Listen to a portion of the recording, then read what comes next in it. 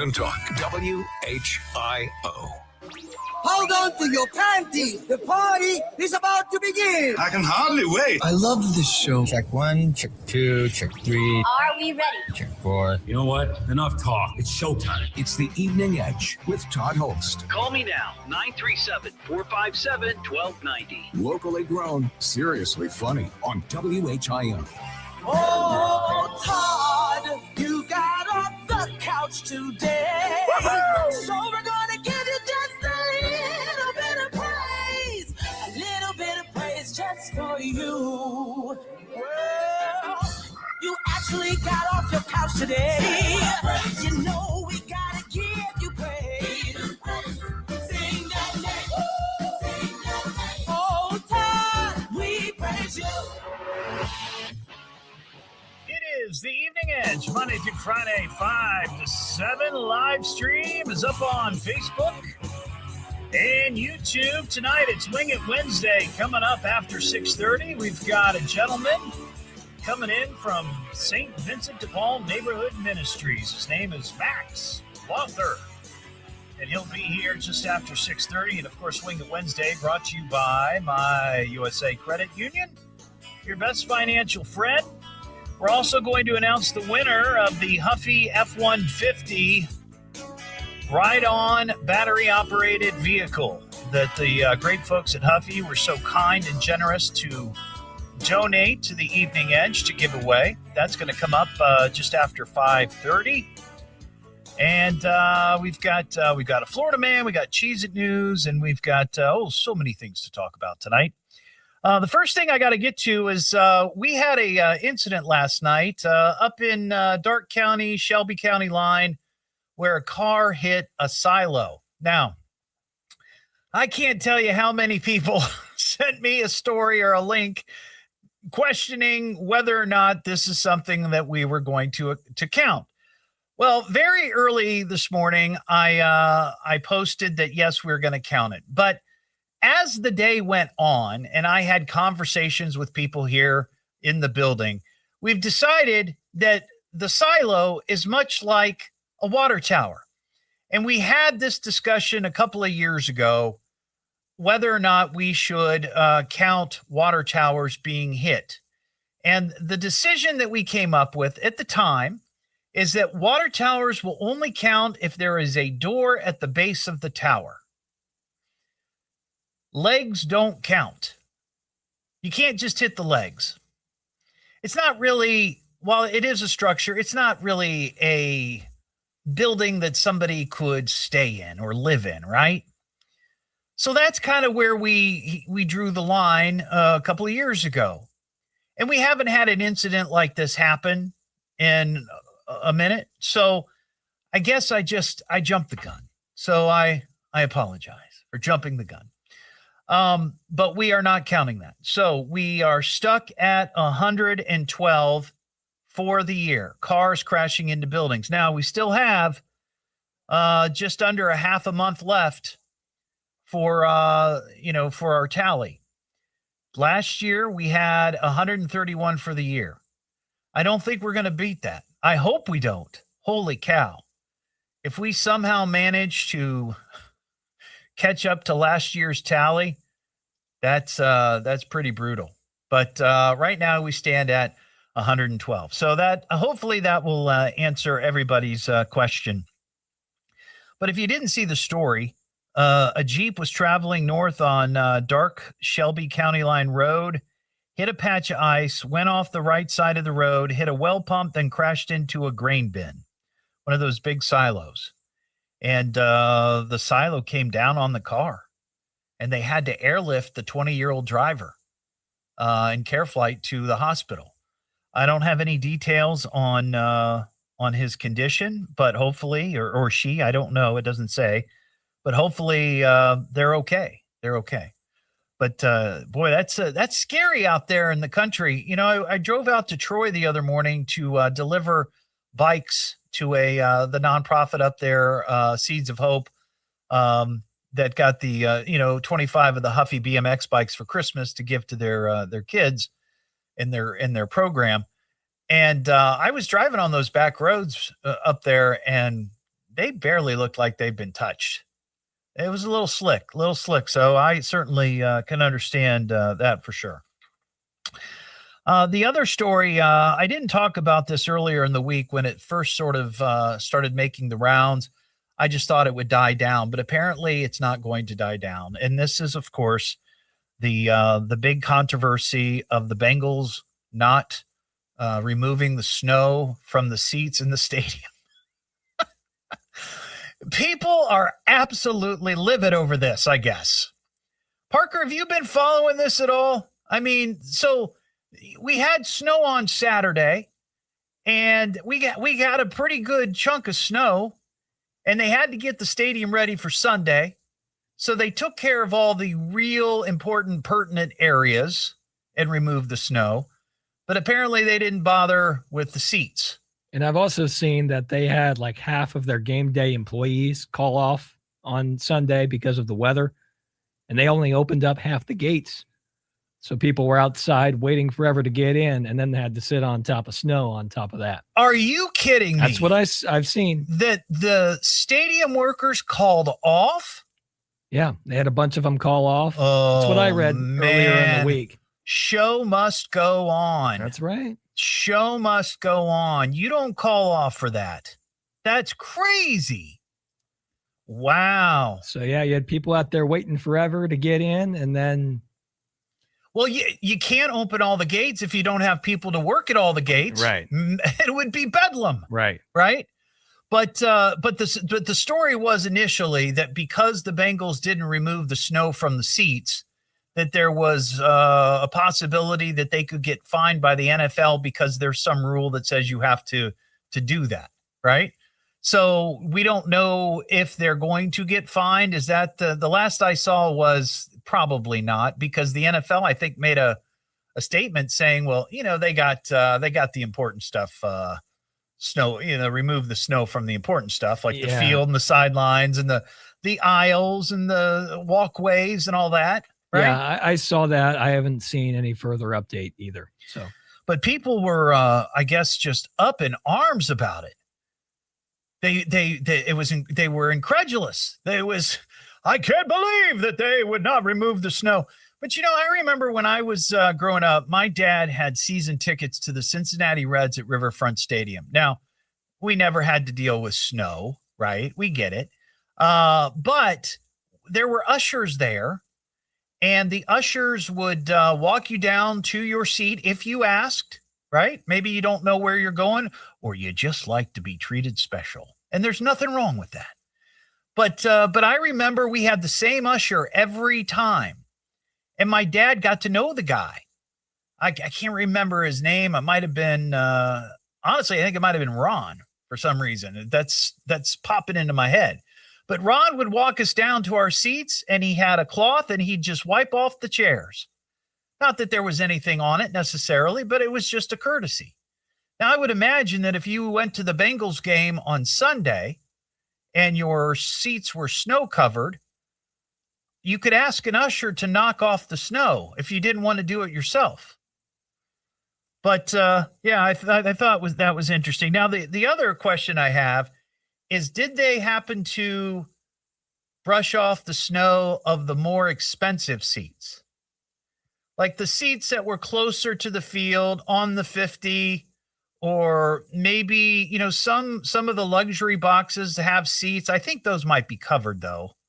Like I don't know. I've never been to Paycor Stadium before, so I don't know what it looks like.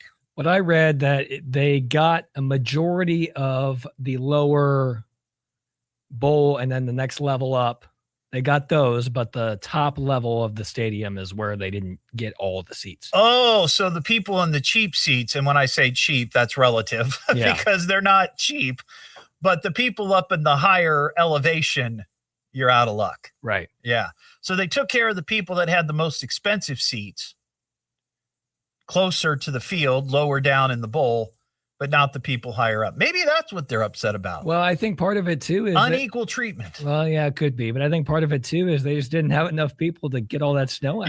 Yeah.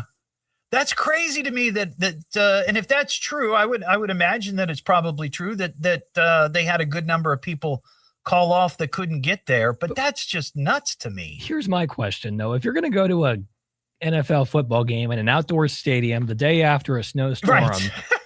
You would expect what do it you to expect? be, right. You would expect it to be snowy. I mean, you can't honestly expect that the entire stadium would be completely clear of snow. Now, if it had snowed, let's say on a Monday or Tuesday and the game is Sunday, okay, you've got a whole week or so to get it cleaned off. But when you've got less than 12 hours from the time it stops snowing to the time that the game's about to start, you can't expect it, right? Plus, I bet there were a lot of people that were enjoying the snow.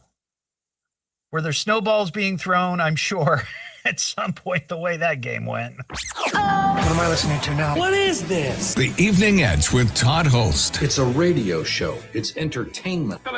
T-O-double-D. H-O-double-L. S-T. I can remember that. Locally grown, seriously funny. I'm puzzled by the whole thing. On WHIO.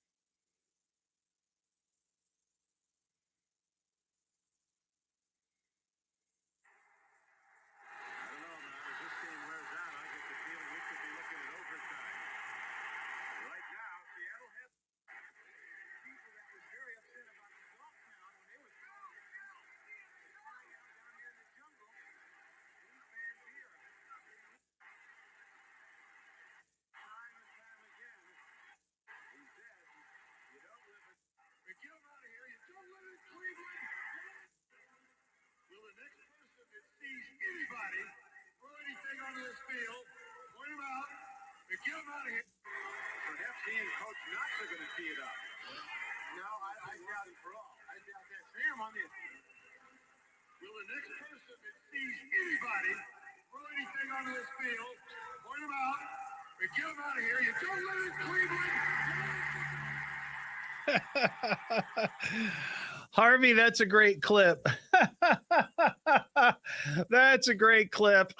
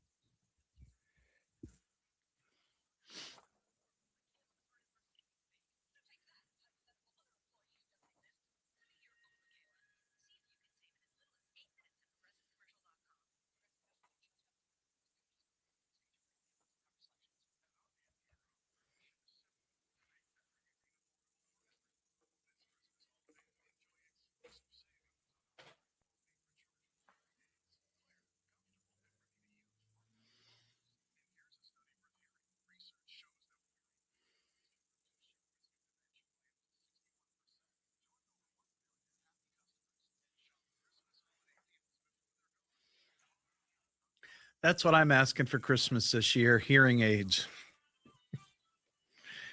Wright State grad is getting Oscar buzz. We'll have the latest at 5:30 now. Back to the Evening Edge with Todd Hollst on 1290 and 95.7 WHIO. I love the show so much. The Evening Edge with Todd Hollst. Call Todd now, 937-457-1290, or message him at Evening Edge Todd. Locally grown, seriously funny on WHIO. Back here on the Evening Edge, Monday through Friday, 5 to 7, live stream up on Facebook and YouTube. So today is National Wright Brothers Day. It was on this date, 1903, that the Wright brothers in Kitty Hawk, North Carolina, made their first flight, their first controlled flight, with Orville at the helm. And I posted a link to a documentary that I did back in 2003 for Dayton's Centennial of Flight celebration. It features none other than News Center 7 anchor and legend Jim Baldridge, but it's on my Facebook if you'd like to watch it. And I only bring it up, one, because I love on this day in history type of things. And the other reason is that the National Museum of the U.S. Air Force gave it a like, said, "We love your show, Todd," and gave me a follow. The National Museum of the Air Force is following the show.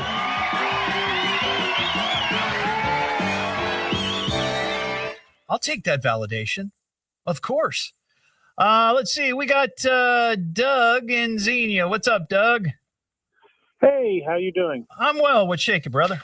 Hey, I was just listening to your segment about the football field and all the snow. Yeah, on the down, seats. Down. Yeah. Now, I was just wondering how in the world, with the thousands of seats that are there, if they shovel it, where are they putting it, and how do they get it out of the stadium? Well, I don't know. I don't know if they just like brush it onto the ground, underneath the seats, or what. I don't know where it goes. Yeah, because that would be a massive amount of snow, and I'm just like, Okay. You know what How they would should clear it do? out? This, and I wonder, and maybe they have this. You know how you see during autumn when the street crews go around with with blowers? with the big vacuum things, and they suck up all the leaves. I wonder if they make something like that for snow. Well, yeah, it was just a curiosity. It just popped in my head. I'm like, okay, so what would they even do with it? Yeah, I don't know. That's a good All question, Doug. I appreciate it. Jim in Springfield. Hey, Jim. Well, the Bengals started out bad that week because apparently Burrow was ready to quit. Listen, I've been to several Packers games and Ohio State, Michigan games. Yeah. 21-20, and this past year, you're in a stadium with aluminum bleachers. Oh yeah, concrete. That's cold. And we fit in 100,000 people into 60,000 seats. And when I leave a game like that, it's so cold and snowy you can't even feel your teeth. Yeah. So I get it. I don't need to hear these Bengals fans. It's all about wanting something for nothing. And the Bengals are lousy this year, and they're just whining and crying. Well, you know, I wonder, Jim, and you make a good point. Thanks for your call. I wonder if people would been complaining about the snow not being removed from the seats if A, the team was better, and B, if the team had won that day. Maybe they're just sick and tired of losing and being disappointed, and then on Sunday, their butts were cold. It's the Evening Edge with Todd Hollst. Call Todd now, 937-457-1290, or message him at Evening Edge Todd. Locally grown, seriously funny on WHIO.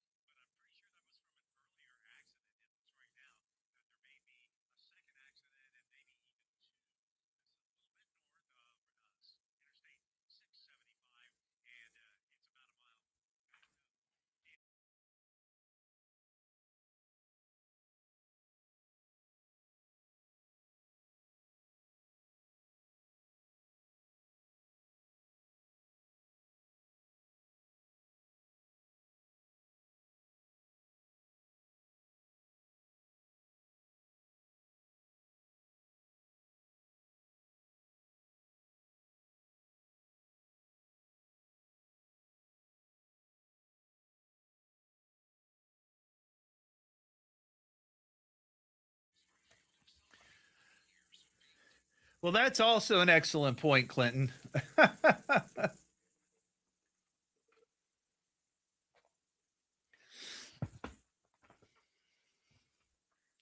But I am curious to know if, in fact, they had half the staff call off because of the snow. I mean, there might be some jobs where that's fair, but I feel like if you work for the Bengals and you work at a stadium and you work outside and you work during the winter, you have got to do whatever you can to get to your job that day.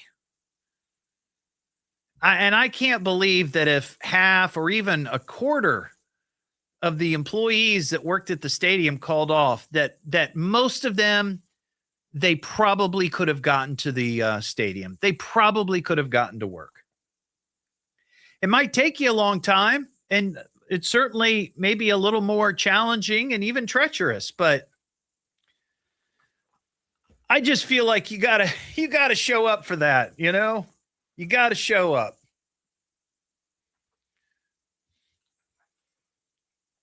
But what are you going to do? We live in a different time.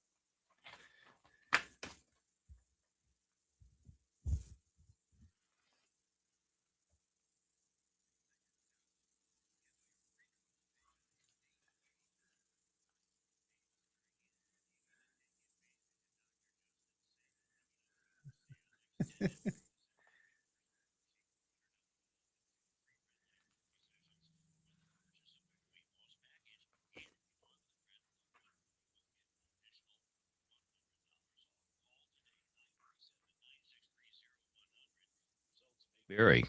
If anything unusual happens with breaking news, traffic, or weather during the hour, we'll stop what we're doing and break in because you need to know now. This is Dayton's News and Talk, WHIO. And now, with your permission, I'm going to do my stuff. Could this day get any more fantastic? Let's get on with it. It's the Evening Edge with Todd Hollst. Call me at 457-1290. Locally grown, seriously funny on WHIO. Back here on the Evening Edge, Monday through Friday, 5 to 7. Live stream is up on Facebook and YouTube. So for the last couple of weeks, we've had people registering on WHIO.com on our contest page. You could also find the link on my Facebook page to win a very cool Huffy F-150 Platinum Edition battery-operated ride-on truck for kids. This thing has been sitting on my desk for the last couple of weeks since picking it up at the Huffy headquarters there in Miamisburg. And again, a big shout out, thank you to my friends at Huffy for that. And the registration for the truck ended at 5 o'clock. 5 o'clock, and we have a winner. We have a winner. Somebody is going to enjoy this Huffy F-150 battery-operated truck. And that winner, where's the drum roll here? Let's see here. It's Tammy Stidham of Springboro.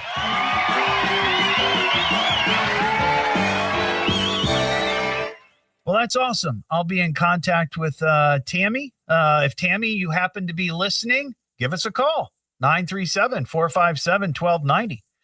And I'd love to chat with you. But I'll be in touch with you tomorrow, and we can arrange for you to pick up that truck. It'll fit nicely in your trunk or the back of your car. Somehow, some way, we'll get it to you. We got some good dog news to talk about. Oh, I'm a good dog, I'm a good dog, I'm a good dog. Yes, I'm a good dog, I'm a good dog, I'm a good dog. I'm a good dog, I'm a good dog, I'm a real, what I'm trying to tell you is that I'm a real good dog. See, I'm a good dog, I'm a good dog, I'm a good dog. So if you've been listening to the show for a couple of years, you might remember us talking about Spike, the Preble County Chihuahua. A couple of years ago, he made news 2022.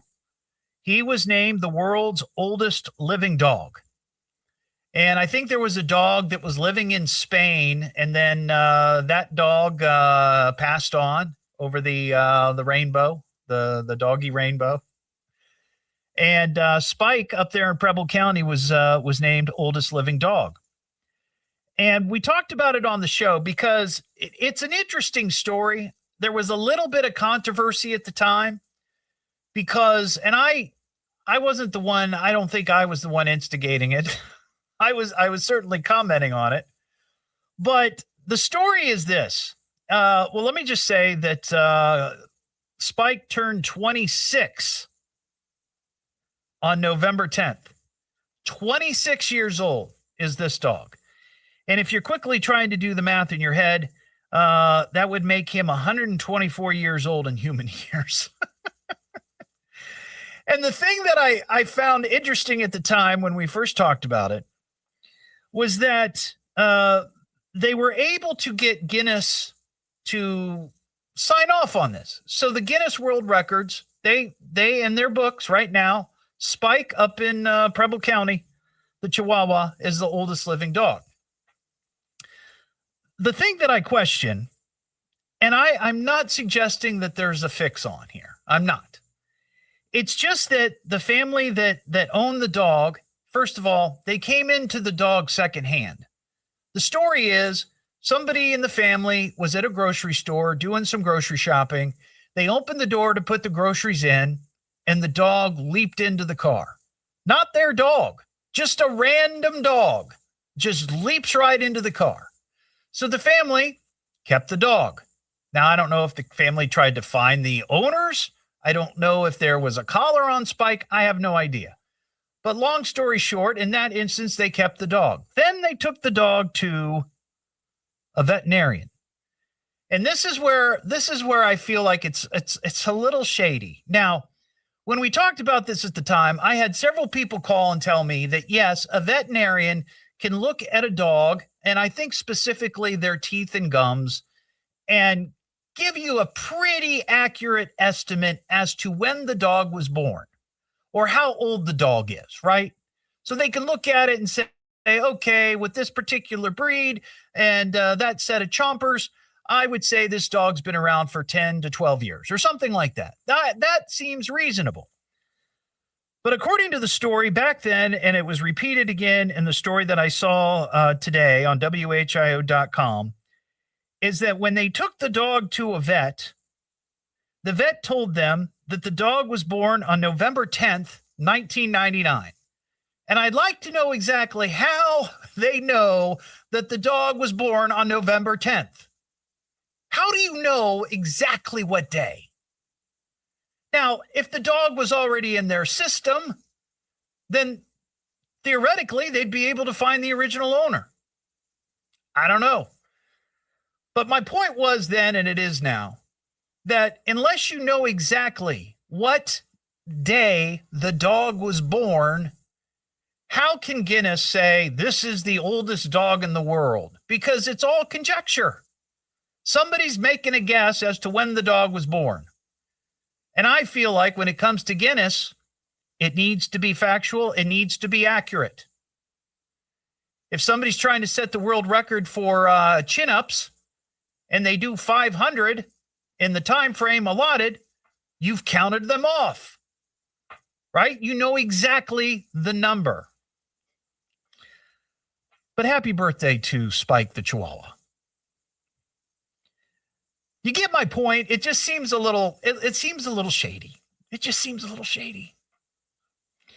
And I'm not saying that anybody is ill intent here. I'm just questioning whether or not, if you're going to say you're the oldest something, you should have actual paperwork, not just a guess. I want to see the black and white. That's what I want to see it. Mike and Xenia, what's going on, Mike? How are you, sir? I'm doing well. How about you today? Well, now I have a question about the dog. Do they like cut him open and count the rings or something? I don't think you age a dog that way. No. Yeah. Well, what do I know? Not the rings. The silos. Oh yes, the silo that was hit last night up in Shelby, Dark County, County Line Road. That. Now, I haven't been to that silo. Yeah. Understandably, but my redneck farming upbringing says every silo's got a door. Well, here's what I will say. The old silos that I remember seeing on the farm, because my grandma had a farm for many years, and I remember going out there. It was one of those sort of a concrete brick round silos, right? And I do believe there might have been a door. But there's got to be a door to get into clean. Well, no, but hold on, though. If you look at the picture on WHIO.com, it doesn't look like one of those types of silos. Was it a metal silo? It looks like, yeah. It looks like a metal silo that is up off the ground, and it's supported by legs. Oh. So it's not a granary, though, a silo. Right. Well, yeah, well, I pretty much just hang on to your every word as opposed to trusting on the website. Well, that's I'm not sure that's wise, Mike, but okay. How far it's gotten me, buddy. Good going. All right, Mike. Well, I'll have to look at that, and I'll give you a report. All right, get back to me. Let me know. I appreciate your call, buddy. 937-457-1290. Well, that's part of the reason why I changed my mind. Even though I posted earlier today on social media that, yes, that was number 113 for the year, the more I looked at the picture, it was one of those silos that's supported by metal legs. And it's a little bit like our water tower situation. Remember a couple years ago, the water tower in West Carrollton got pummeled by a semi truck, and we had this big debate as to whether or not we should count it. And what we came to the agreement that we came to was that if a structure has a door that theoretically could house someone. Now, I'm not saying anybody would want to live in a silo, but if you wanted to go in and hang out for a little bit, you could, because there's a door, right? So theoretically, it could be a structure that someone could inhabit, but not one of these. Not one of these. This doesn't have a door like that. What I saw, it just looked like it had legs. That's all. I heard this morning on Miami Valley's Morning News with Larry Hanskin, and I have a question. So, Christmas trees, lots of times they go through trends, right? There's certain trends that people get on board with. For example, back in the 60s and early 70s, it might even been earlier than that, but I know specifically in the 60s, the big thing were those foil silver trees, which I used to have, and I don't know what happened to it. It's gone. But my wife and I found one. It's not foil, but it's silver at Michael's Crafts, and we bought it, and it's in our house. And we love it. It looks beautiful. It really does sort of have a nostalgic feel. Then you might remember a number of years ago, the colored lights kind of went away for many people, and it was white lights. White lights was the trend. And then 10, 15 years ago, there was the trend of putting the tree upside down and hanging it from your ceiling, with the idea that there's more room underneath the tree with the point down, right, to put presents. And you still see that from time to time. Here's the latest trend. And Larry was talking about this. The latest trend is naked Christmas trees. Naked Christmas trees. And of course, the celebrities are getting on board. Julianne Moore, Michelle Pfeiffer, Victoria Beckham, and Khloe Kardashian. They've all embraced this trend where the trees are completely devoid of any decorations. So my question is, when does a pine tree become a Christmas tree? If you put a piece of tinsel on it, you put a bulb, maybe a star or an angel or an empty beer can at the top, whatever, then I guess you could say that's a Christmas tree. But if you're just moving the tree from outside, whether it's a live tree, or from the basement, from its box, into your living room, isn't it just a pine tree? It's not really a Christmas tree until you Christmassy it up, right? So I'm just curious if anybody has just put up a tree with no regard to decorations. We'll just put a giant pine tree in our living room, just for the fun of it. What am I listening to now? What is this? The Evening Edge with Todd Hollst. It's a radio show. It's entertainment. Spell it out, punk. T-O. Double D. H. Oh. Double L. S-T. I can remember that. Locally grown, seriously funny. I'm puzzled by the whole thing. On WHIO.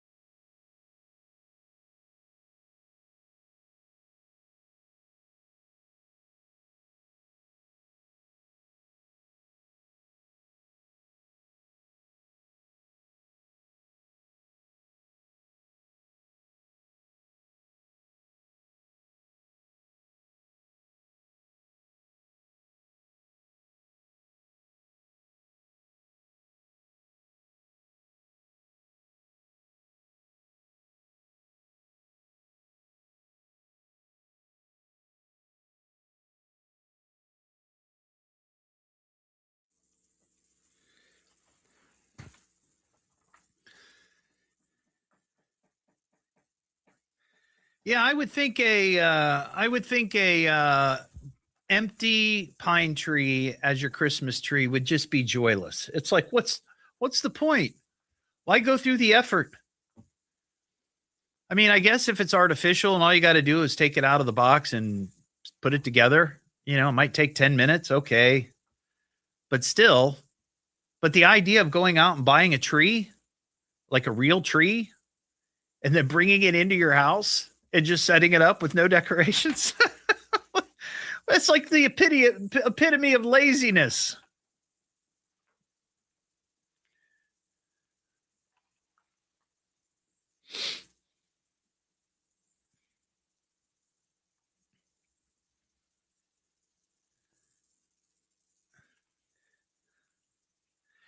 Well, we talked about it, but she's I've mentioned on the show, she's a paralegal, and the lawyer that she works with, they're in the midst of a big trial, and she's doing a lot of extra work in preparation for the case and arguments and all of the things that she does. So she just doesn't have the time, which is fine. But she's been on the show a couple of times the last few months. I think she was on maybe around Halloween. And then she was on. Where else was she? She was on. Oh, she came out to the show I did at the Kroc Center a couple of Fridays ago. She came out for that, and she was on a few of our segments.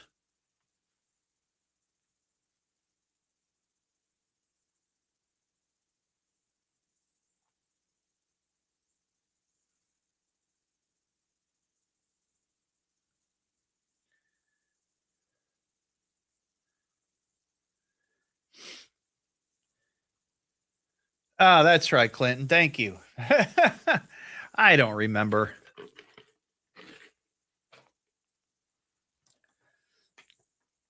Horrible memory.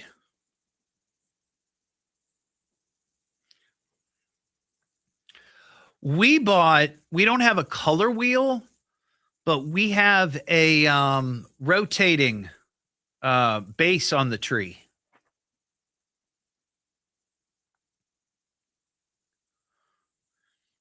It's pretty cool. It just like rotates very slowly. It's really neat. I'm mesmerized by it. I can't figure out how it works. Like, how does it work and it doesn't like get the cord tangled? I don't understand. But it works.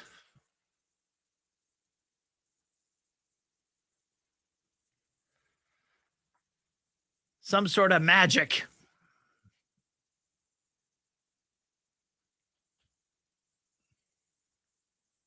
But it's interesting when you have a tree like that, you can't just decorate the front and the sides and a little bit towards the back. The part that faces the wall, nobody will ever see. I'll take a picture. I'll take a video of it tonight and post it so people can see. It's pretty cool. It's pretty cool.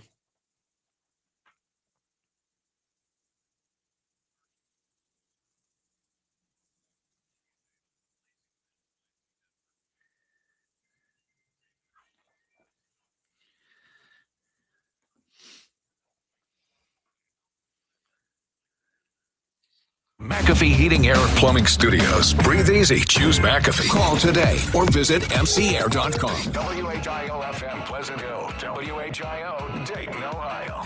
The birthplace of aviation. A warm start to Thursday. We'll have the latest at 6. Now back to the Evening Edge with Todd Hollst on 1290 at 95.7 WHIO. Yeah, I love the show. The Evening Edge with Todd Hollst. Call Todd now, 937-457-1290, or message him at Evening Edge Todd. Locally grown, seriously funny on WHIO. Back here on the Evening Edge, Monday through Friday, 5 to 7. Live stream is up on Facebook and YouTube. We were just talking about Christmas tree trends, and I was telling the folks on the live stream who I interact with during commercial breaks that the Christmas tree that we have this year, we have one of those silver aluminum looking. It's not aluminum. It's not one of the original, but we have one of those trees, and we added some colored lights to it. It came with white lights. We added some colored lights, and Mary got one of these platforms that rotates so the tree kind of spins. It's really, really cool how it works, and it looks neat. And I'm going to I'll take a picture of it or a video of it tonight and share it on my socials so people can see, because she did a very nice job with that. Joe and Kettering, what's up, Joe? Damn frosted it. Hey, Todd. Hey, what's going on, my friend? Man, I can't tell you. I can't talk about it yet. Too early. Okay. But as soon as Bear 30 comes, I'll let you know. Okay. So what's happening? Hey, seriously, the snow thing. Yes. What they do is they have their own people. Sometimes they hire people, sometimes fans, and they shovel and snow blow the snow, and they put these like chutes. Oh, okay. Go down to the ground level. Okay. They just put it in piles, and then I don't know what they do with it from there. I know they take it away. Probably goes in dump trucks or something. Right. A little bulldozer or a little plow or something pushes it off. Yeah, they take it out, away from the stadiums. But, okay, well that makes sense. They get it down to the ground level. It's like these half pipe chutes. I got you. Down. And what they need to do, I don't know if they have this, and I appreciate your call, Joe. It's I like my idea, like the big vacuums that they use to suck up the leaves. They should do the same thing with snow, and then all that snow goes somewhere and it gets heated up real quick, and it turns into of course, water, and then they can put it back into the system. Just an idea. What am I listening to now? What is this? The Evening Edge with Todd Hollst. It's a radio show. It's entertainment. Fill it up. T-O. Double D. H. Oh. Double L. S-T. I can remember that. Locally grown, seriously funny I'm puzzled by the whole thing. on WHIO.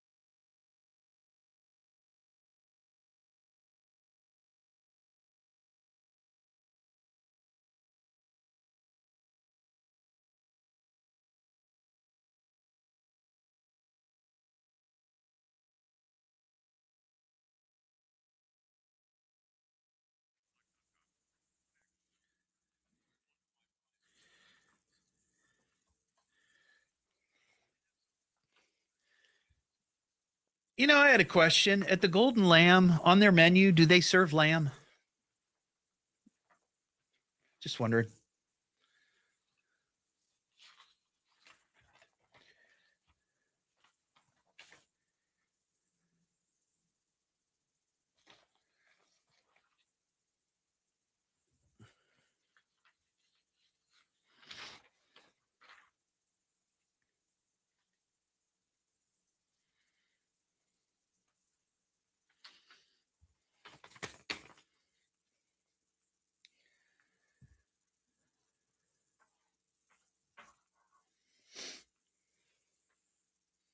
I've only been there once. I went there for my parents', I want to say 25th anniversary.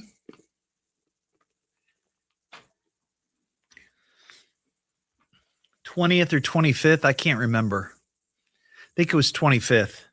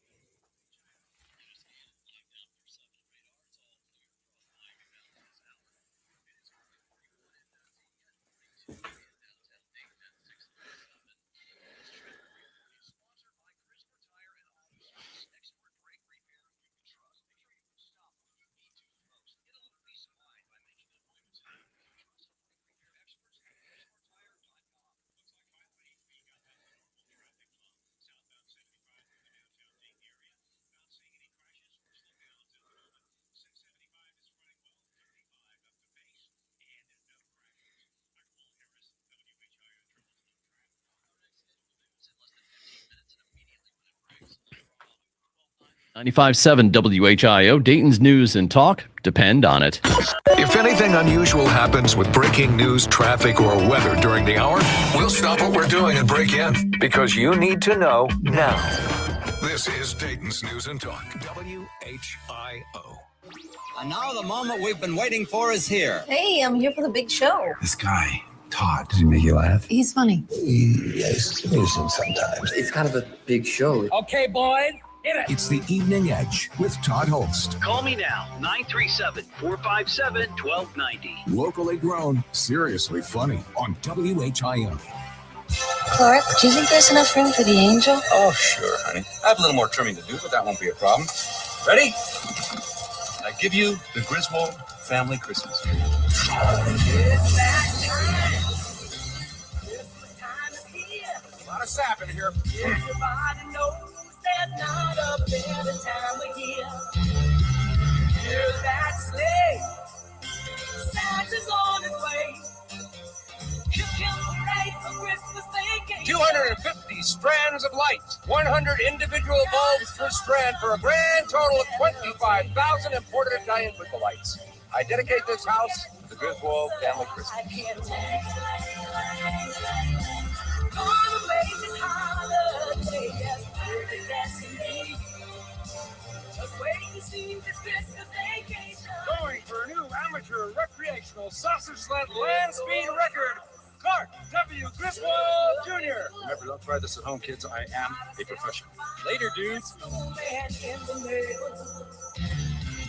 And it's fun. Always on the run. That's how it's done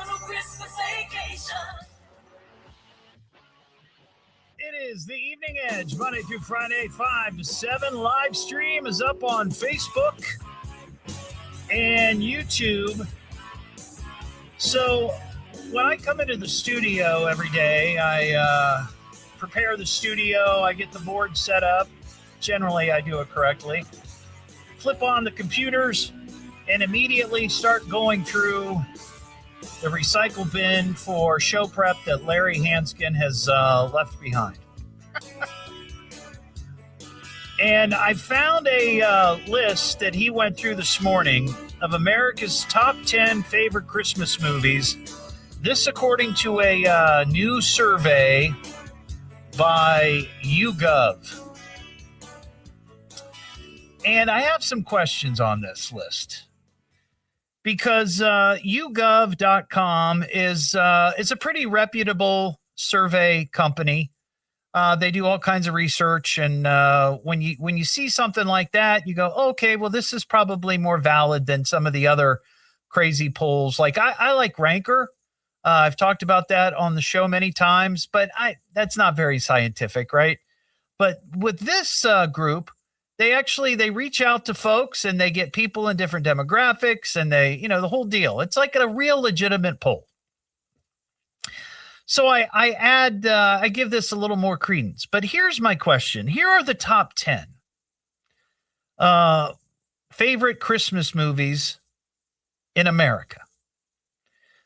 Number 10, The Holdovers. Now, I know what The Holdovers movie is. I have never seen it. I know the premise. It's Paul Giamatti, and he's a cranky prep school teacher, professor, and he stays at the school over Christmas to babysit some kids that their parents, I guess, don't care and don't want them home for holidays. I guess that's the premise. It's pretty close. But that movie just came out like 2 years ago. Is it really in the top 10 of America's favorite Christmas movies of all time? Number 10. I mean, A Wonderful Life is not on this list. Number 9, A Polar Express. Number 8, Miracle on 34th Street. Number 7, The Nightmare Before Christmas. Number 6, National Lampoon's Christmas Vacation, which we just heard a couple of clips from in that song. Guess what number 5 is? And this is a long time argument, and people go back and forth over this. And we've talked about it on the show. On this list of America's top 10 favorite Christmas movies, number 5 is Die Hard. Die Hard. In front of National Lampoon's Christmas Vacation? Are you kidding me? Even the star of Die Hard, Bruce Willis, a number of years ago, standing up at a podium, addressing a hall full of people, talking about Die Hard. Now, please listen very carefully. Die Hard is not a Christmas movie. And I make this argument every year. It is a Christmas adjacent movie. It is a movie. It's an action movie. It's a violent movie. It's a hostage movie that happens to take place at Christmas. And I know people are like, oh, yeah, people on live stream, he's wrong. Oh, it's whatever. It didn't come out at Christmas. It's not a Christmas movie. It's a Christmas adjacent movie. And I can't believe that America would put Die Hard in front of National Lampoon's Christmas Vacation as their favorite Christmas movie. Number 4, White Christmas. Number 3, Rudolph, the Red-Nosed Reindeer, of course. Number 2, A Charlie Brown Christmas. Number 1, Home Alone. So I really question the Die Hard being on the list at all. And I know those are fighting words for many people. But the fact that somehow it ended up higher on the list than National Lampoon's Christmas Vacation, and then The Holdovers. that just came out in 2023. It hasn't had time to ripen. Not enough people have seen it to warrant it being in the top 10. That is crazy. That is crazy. What about A Christmas Story? That's not on the list. The Holdovers? Have you seen The Holdovers, Parker? I have not, no. Yeah. I had never even heard of it. It's Paul Giamatti, and he plays this professor who stays at a prep school over the holidays to babysit a bunch of kids that the parents don't want them home for the holidays. Okay. So, but somehow that's number 10. I feel like you in could the make country. You can make that Christmas adjacent argument for a lot of movies. Right. Yeah, I get that. Yeah. But I do agree with you.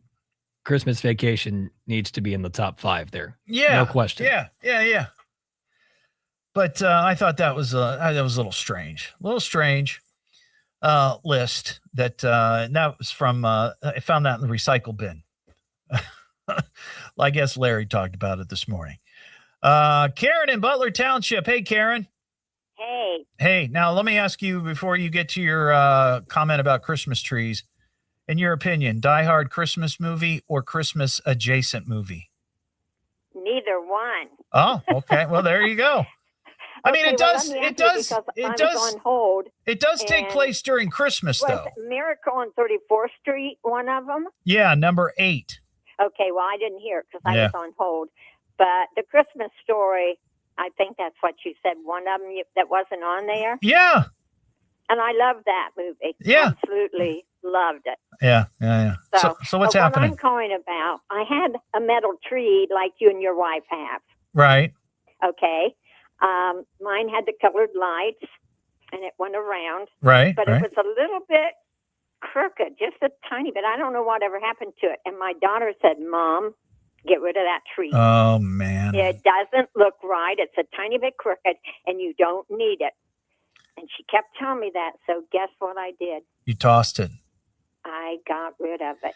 And now I'm so unhappy. Yeah. I'm on the lookout for a retro metal tree like I have. We were too, and those retro aluminum trees, if they're in good shape, they're like $400 or $500. Oh my God! Yeah, and that's what we found them on, Facebook Marketplace and eBay. What we did is we went to Michael's Crafts and we found one, and now we did have to order it and have it shipped to our house because they didn't have any in stock. But it is I want to say it's a 7.5 foot tree, maybe, that is silver, right? It looks just like, in my view, it looks just like the aluminum trees, because I had one when I was a kid. We had one, and somehow I inherited it for a while, and it was in my bedroom. But it looks just like it. And we put colored lights on it. It doesn't have the color wheel, which is part of the whole tradition of those aluminum trees. Right. But there are colored lights on it, and also some white lights. And it does marry. My wife bought a platform that rotates, so it kind of slowly spins. It is so cool. It's the coolest Christmas tree we've ever had. And but you can get I mean, yeah, you're not going to probably find one of the originals for less than a couple of $100. But I thought this one was a decent stand-in, if you will. Yeah. Well, mine had the colored lights. Mine had the wheel that changed the colors, and it was old. And somebody at Salvation Army got a heck of a deal on my aluminum tree. I got you. All so right, anyhow, Karen. that's what I called to tell you. I So appreciate that. Enjoy your tree. I will. Thank you so much. I appreciate that. Yeah, I think that happens a lot of times with stuff like that. At the time, nobody really thinks anything about it. It's like old Christmas decorations. I mean, when my dad was alive, he towards the end of his life, he was an auctioneer. And he would go to these auctions, and people would be selling all of these old Christmas decorations, and nobody wanted them. So he bought them all. He'd get them for a buck, for like a box. And they lived in our basement for many, many years. And now I have some of them. I think my sister has some of them. And they're all just classic looking. They're just so cool. And we've got some of them in our house. And anyway, yeah, that's all I got on that. What is this? The Evening Edge with Todd Hollst. It's a radio show. It's entertainment. Fill it up, folks. T-O. Double D. H. Oh. Double L. S-T. I can remember that. Locally grown, seriously funny. I'm puzzled by the whole thing. On WHIO.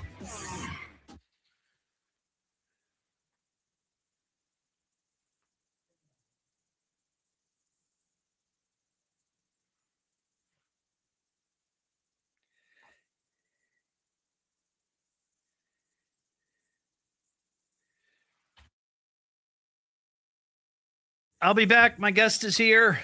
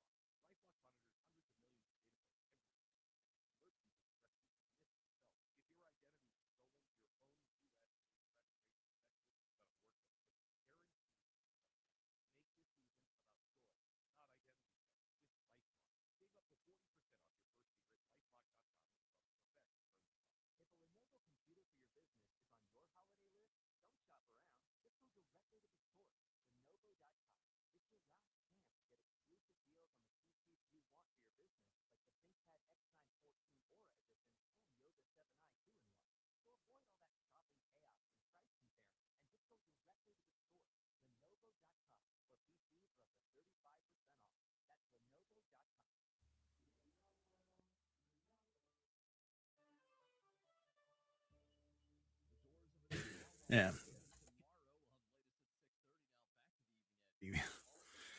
95.7 WHIO.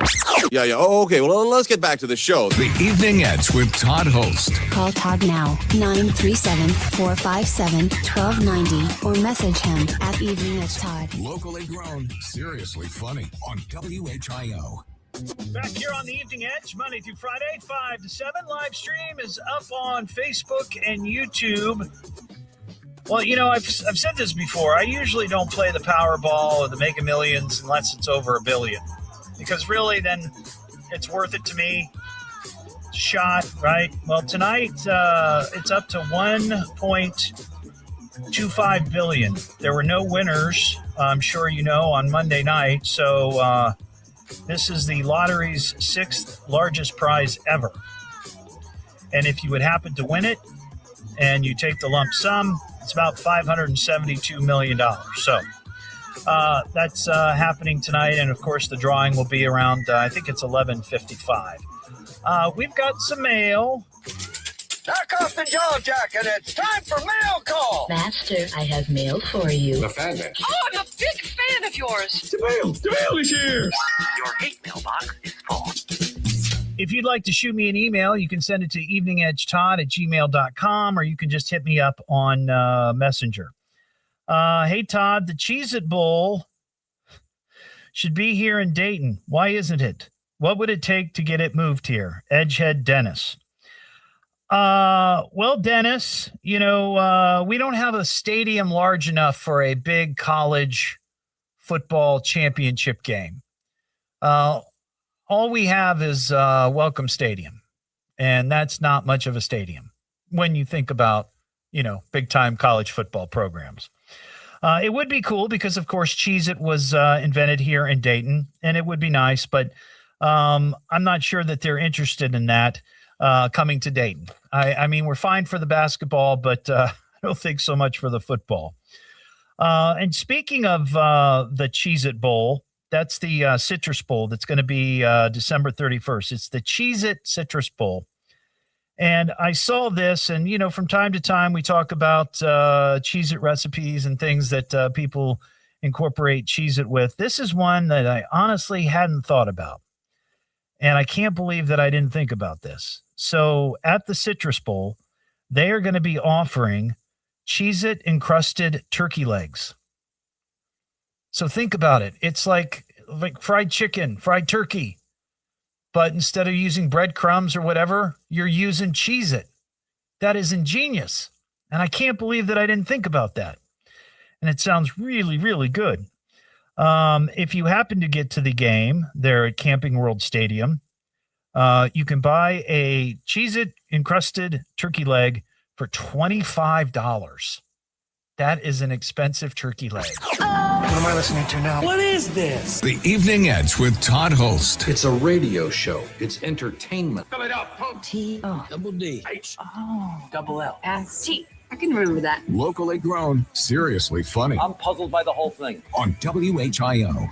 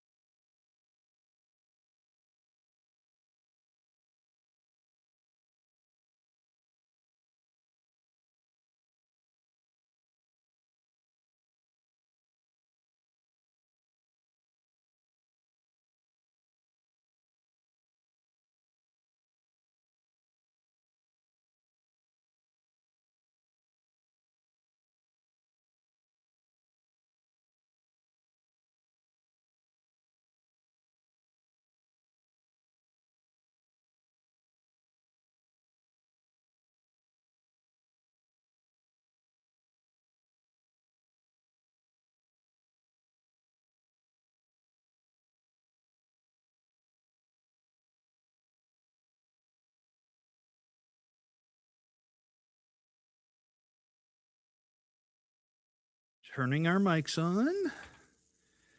People like to listen into my conversation during the commercial breaks. Oh, yeah? Yeah. Folks on the live stream, they get everything. So like during the commercial breaks, when people are in their car listening and they get commercials, these folks are here. Cool. Yeah.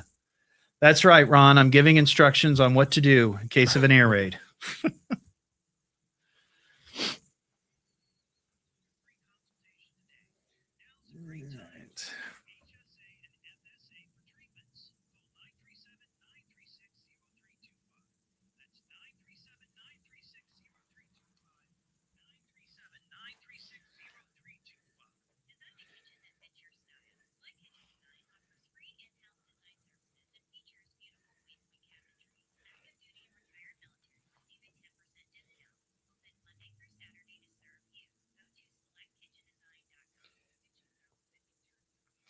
Feel free to save my contact info if you ever need anything or have an idea for something, a promotion or whatever. Yeah, that would be cool.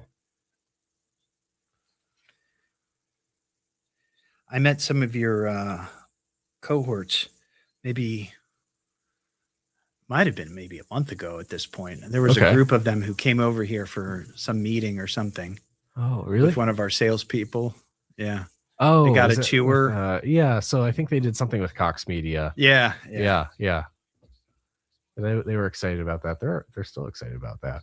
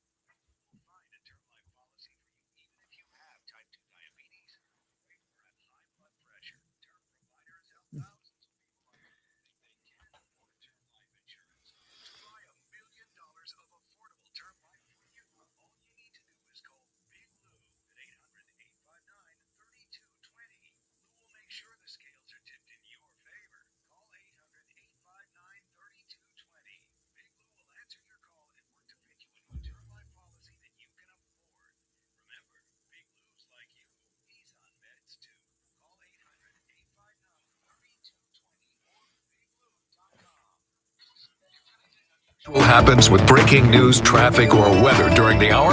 We'll stop what we're doing and break in because you need to know now. This is Dayton's News and Talk, WHIO. Don't hesitate to call. You call me. You better call me. Damn it, get me a phone. Call me on my radio. I'm gonna call you. You got him on the radio? You won't make a simple phone call? What is wrong with you? It's the Evening Edge with Todd Hollst. Call me at 457-1290. Locally grown, seriously funny on WHIO. Just kind of wing it and see where the moment takes us. Yeah, I think we should probably just wing it. If you go in there, you're going to have to wing it. Sometimes you just gotta wing it, right? Or we could just wing it. Go ahead and wing it. So we're just gonna wing it? You know, I think I'm just going to wing it. Wing it. Back here on the Evening Edge, Monday through Friday, 5 to 7. Live stream is up on Facebook and YouTube, and it is Wing It Wednesday. Opportunity for a local nonprofit to come on the show and talk about their good works here in the Miami Valley. And, of course, Wing It Wednesday is brought to you by My USA Credit Union, your best financial friend. And joining me on the show tonight, Max Lawther. He's from St. Vincent de Paul, Dayton, right there on Apple Street. Max, how are you? I'm good, Todd. Thanks for having me. Well, of course, Merry Christmas, Happy Holidays, all that good stuff. Thank you. Merry Christmas to you. And, well, thank you. And, my gosh, you know, you've brought a tower of wings. You know, usually I just say, just like bring me an order. Yeah. But you knocked it out of the park, and I can see my producer Parker over there salivating for these wings from Archers. Yeah. Yeah. Well, I'm excited about, I'm excited to be bringing wings. I'm actually from Rochester, New York, near the Buffalo region. So we take wings pretty seriously. Yes. Yeah. That's, in fact, I met some of your coworkers maybe a month or so ago. They were here at Cox Media Group.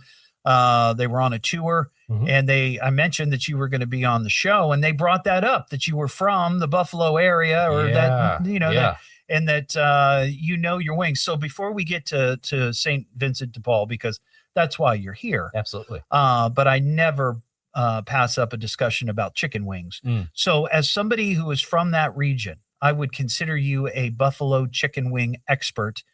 That's fair. Would you went to Archer's? That is quite the stamp of a seal of approval. Well, I'm not too generous with my stamp, but Okay. Archer's is pretty good. This is Archer's sauce, so I think that I enjoy it. Do you like real hot sauce, like real hot buffalo, or you like me? I'm more of just a medium. I really can't do a too hot. Yeah. It's too much for me. But question for you. Yeah. Ranch or blue cheese? Blue. Yeah. Blue cheese. It has to be. Yeah. It has to be. Yeah. And it's got to be, I kind of like it chunky too. Yes. You know, Yeah. big pieces of blue cheese in there. Right. Not the runny blue cheese. You got to have Correct. some bite in there. I don't know how ranch got added to the conversation around wings. People like my wife. Really? Yeah. Yeah. She puts ranch on everything. Is it She a Midwest loves it. thing? Oh, 100% ranch is a Midwest thing. Yeah. Yep. All right. Well, we've talked about the chicken wings, so thank you to Archer's, and I can't wait to try them. So let's talk about St. Vincent de Paul of Dayton. I mean, this is a group that has been here for a very, very long time. Yes. Been serving the community for, I don't know, a century. Yeah. Yeah. Let's talk about, well, first of all, let's talk about what you do there, and then that can kind of expand into what the mission is there at St. Vincent de Paul. Yeah. So I work with our neighborhood ministries. We have supportive housing ministries. We have an emergency shelter ministry, and we also have our neighborhood ministries. And I get to work with these great saints. There are about 600 of them in Dayton. Oh, wow. And they're spread across different Catholic parishes. And St. Vincent de Paul is all about neighbors helping neighbors. So people go 2 by 2 to meet with somebody in need in their community, someone in need in their neighborhood, and they really accompany them and walk alongside them as they try to help them not maybe fix all their problems, but really see how they can just be a partner with them in this time of help. Well, lots of times people in those situations, they don't need everything fixed. They just need a little bit step up or a push up, right? You know, they just need to be able to find a little bit of stability. And if they can find that stability, then they're able to sort of maybe launch on their own. Yeah. So we can, there are a lot of immediate needs that people have. It could be something like a rent bill or utilities bill that comes, and it just kind of throws their plans off. Life happens, and you know, a car breaks down, a kid gets sick, you get laid off, and that can really throw a wrench into your plans and your livelihood. So when somebody who's a neighbor is able to come to you and really work with you and walk with you, they can recommend other neighborhood partners, people who also help. Right. And I work with, actually, Todd, a lot of youth who are involved in St. Vincent de Paul. And I always tell them, never underestimate the gift of your presence, and never underestimate the gift of just being a listening ear. Yeah, that's important. Yeah. Because sometimes that's all people really need. You know, they need a sounding board so they can, you know, and I honestly, you know, I'm that way a little bit too, where if I'm having an issue, it's much easier for me to talk it out with somebody, my wife, you know, or my mom or whatever. And sometimes that's all you need. You don't need somebody to do it for you necessarily. They just need someone there to help them find that solution themselves, or find that answer, you know, that's already there, but they just have to maybe be gingerly shoved in one direction, you know, which happens in conversations, right? Gosh, like if you're me and you're an external processor, right, and you have a million things going on in your mind, it's really helpful just to be able to sit with somebody who you know cares and is invested and is listening. And I've talked with people, and I have not, you know, we're not even to the point where we've offered material help, but we realized pretty quickly that the person has just enjoyed feeling heard, because, you know, we're not an agency. We're not just people at an office. We're here to listen. And I think so much of the time our neighbors can encounter just weird web of different intricacies that they have to work their way through. Talk about some of the programs and services right there at the Apple Street location. It's not far from here. It's a couple of blocks. I pass it almost every day. Yeah. When I come into work, Mhm. and I see folks going in and coming out. Talk about what you do there. So we have been in that location for, over 20 years now, and we that is a shelter for women and families, single women as well as families. Right. And they offer different services there. We are all-day shelter. We do not. People are not asked to leave at a certain time. And we help with housing placements. We work with different agencies as well as different volunteers to help our guests find housing, find different ways that they can enrich their life, whether it's spiritual, communal. We do work with a lot of great volunteer groups who come in and they do services with our guests there as well. If you had to make an estimate, how many homeless children would you say there are in the city of Dayton? In the city of Dayton, that's hard, only because homelessness can have a lot of different looks. It can look like you're staying with a family or staying with a uncle's friend. Sure. So I can tell you in our shelter, we have usually upward of 90 children in our shelter. Wow. Yeah. And at any given time. And these kids can range from the ages of 0 to 18. So some babies are born right at Miami Valley and then are at shelter. So it's wow. Yeah. That is remarkable. Remarkably sad. Yeah. So when the families come there, I mean, they're, like you said, they're given all sorts of assistance. They're given meals, right? They're given a sort of a place to stay during the day. What happens at night? What happens? Do they have to leave or no? So, okay. No, we have cots and beds for our families. We have pack and plays for babies. And we take care of our guests throughout their stay. There is no time that they have to leave. Did that answer your question? Yeah. What's sort of give me, I mean, I don't know if there's an average, but a length of stay. Are we talking a week, 2 weeks, 2 months? I mean, it probably just sort of depends on circumstance, I guess, but yeah, and it really does. It really does. Sometimes there are just people who need it where it's an emergency and they're just really trying to figure out where to go. Someone may be trying to flee a violent situation, when you've got moms and you've got kids, maybe there's some violence in the home, some sort of abuse. They need some place to go like that. Absolutely. Yeah, absolutely. And we do definitely have those places, those circumstances where people just need that for a week or 2 weeks. There are people who are going to be there a little bit longer, upwards of more than a month or two. And we do work with agencies that support us with case management, where they try to connect people to affordable housing in the Dayton area. So often a guest might find their own housing and is able to exit on their own. So it can look in a lot of different ways. So you're kind of the conduit between these people and all these different agencies, right? We can be, you can reach out to those folks and say, hey, this person needs this or this. Yeah. Wow. So how do you fund all this? Because this is not cheap. Right.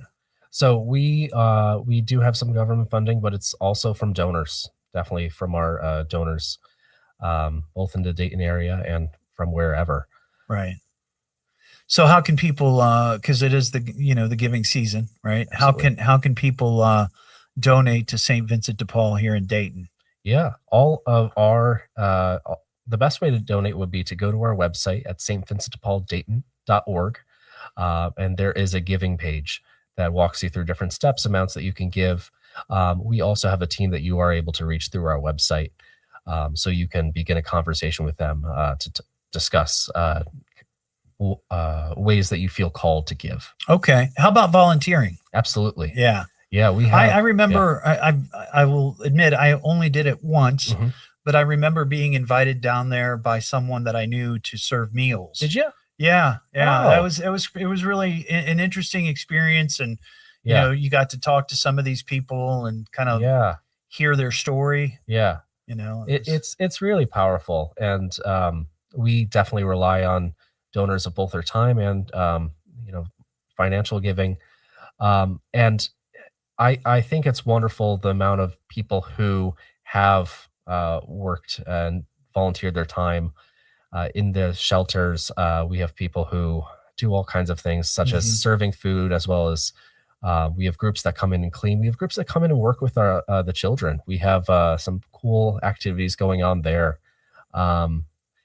They work with the front desk, and it just really makes a whole difference. It takes a village. Yeah. Really. Yeah.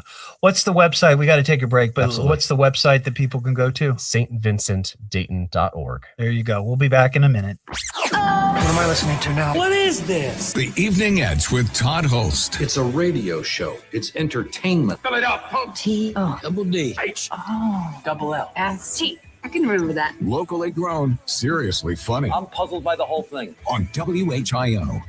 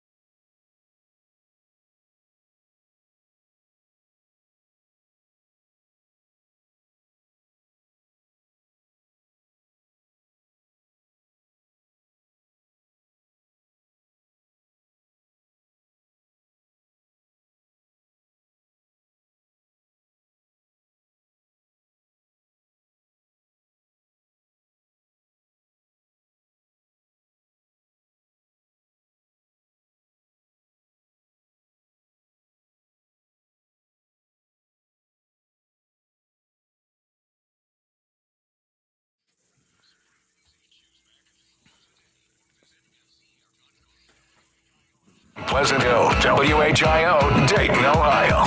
The birthplace of aviation.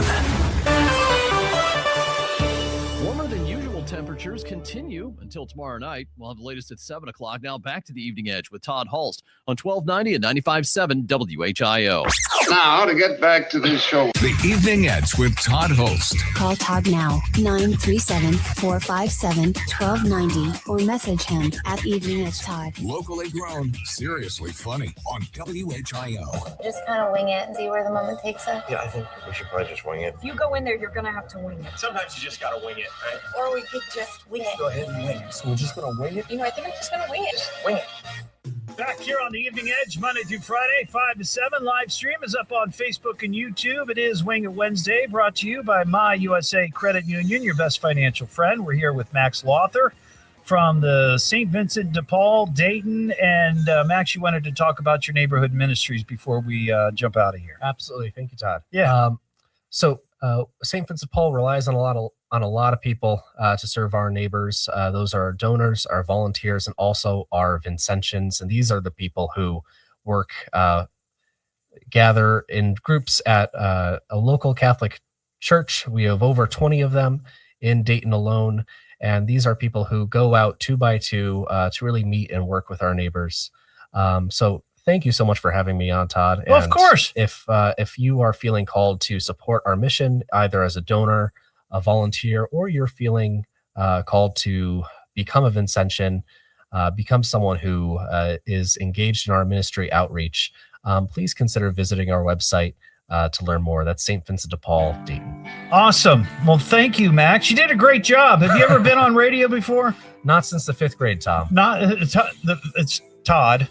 That's okay. Loved it. You got the name wrong, but that's okay. I had done so grade, well. What were you doing on the radio in 5th grade? I won an essay contest. You won an essay contest.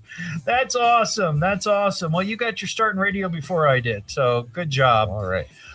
You can get the podcast of this show at eveningedgetodd.com and all your favorite podcast platforms. We'll be back tomorrow night just after 5. And don't forget, you can always contact me. I'm on social media at Evening Edge Todd. Have a terrific Wednesday night, and we'll see you tomorrow here on the Evening Edge.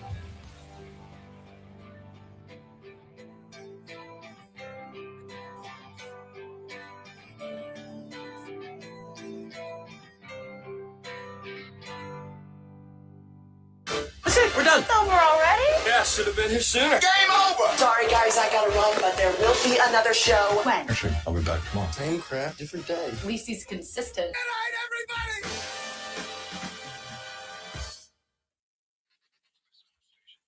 All right, everybody. Have a great night. See ya.